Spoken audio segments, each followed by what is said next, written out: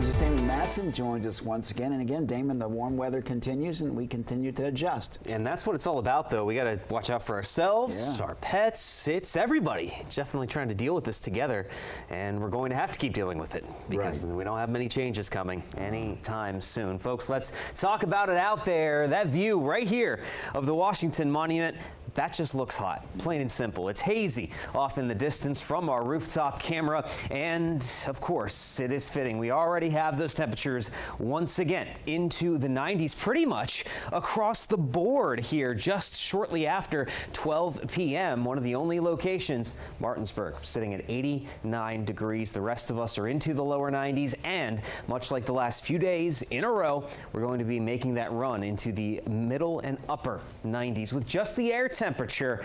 Now, the dew points again are high, except for across the Allegheny front where they're down a little bit more into the 60s, but east of I-81, we're talking tropical-like dew points in the middle to upper 70s, and that is what is fueling those high heat index values we've been seeing here, well into the triple digits from Orange, Culpeper, and Leesburg eastward to Annapolis and Lexington Park.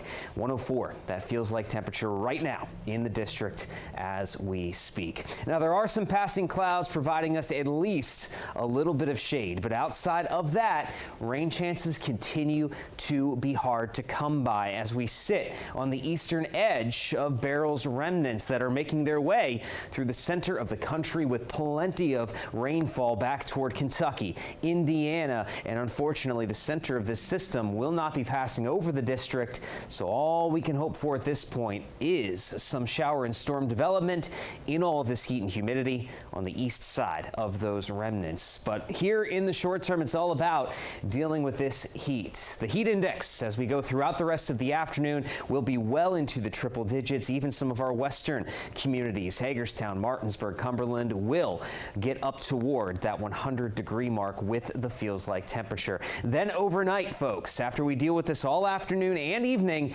the air temperatures barely drop into the 70s. Some of us will stay in the 80s with the feels like temperature still in the 80s as well. So no relief to be found at night. And then as we go into the afternoon tomorrow, this is the reason why we continue to have heat advisories through 8 p.m. tomorrow.